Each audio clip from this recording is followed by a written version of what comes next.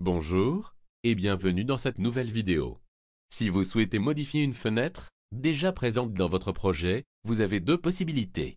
Option 1, avec le panneau de commande, idéal quand ces paramètres sont à jour par rapport à la fenêtre à modifier.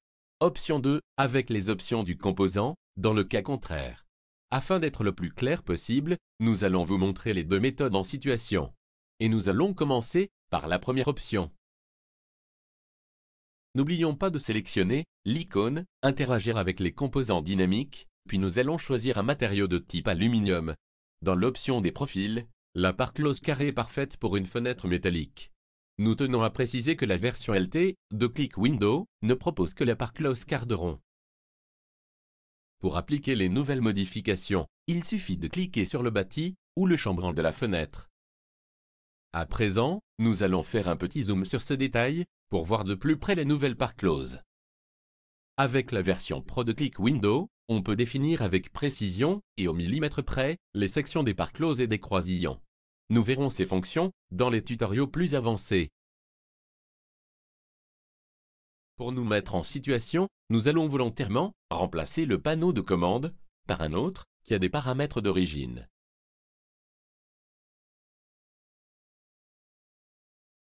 Pour voir ce qu'il se passe, nous allons mettre à jour la deuxième fenêtre. Vous remarquerez que nous venons de perdre le paramétrage de base. Pour éviter que cette situation se reproduise, nous allons utiliser les options des composants.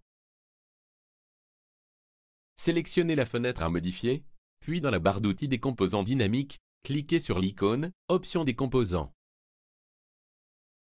Les paramètres présents dans ce tableau proposent une partie des options du panneau de commande. Tout réglage ici aura la priorité, mais attention, la moindre modification impose la présence du panneau de commande sur votre scène. Dans le cas contraire, SketchUp arrêtera de fonctionner et vous risquerez de perdre votre travail. Dans le menu déroulant, sélectionnez Bill of Values pour imposer des dimensions sur cette fenêtre au lieu du panneau de commande. Ensuite, vous devez saisir la hauteur, puis la largeur totale de votre fenêtre. Au début de chaque option, il y a une référence reprise par le panneau de commande.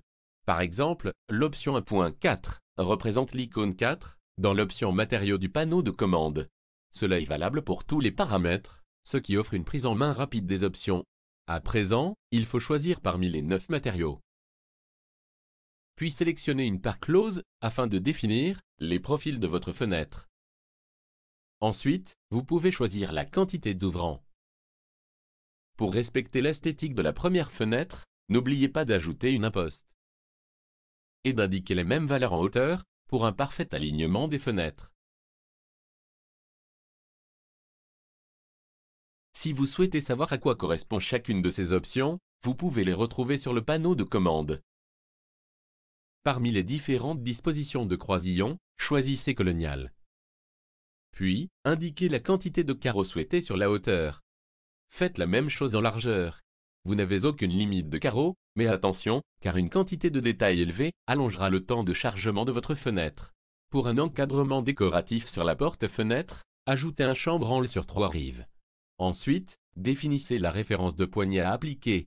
Si vous avez un doute, comme pour les croisillons, vous pouvez voir les modèles en images sur le panneau de commande. Il ne vous reste plus qu'à choisir le type de soubassement et définir sa hauteur. Pour terminer, il vous suffit de cliquer sur « Appliquer ». Nous sommes ravis de vous avoir présenté les deux méthodes pour créer vos fenêtres.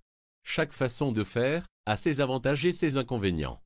Nous découvrirons cela au fur et à mesure. Ça sera tout pour ce tutoriel.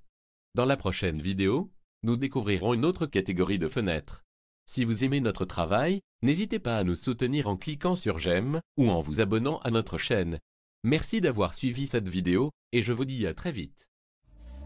Back from the dead.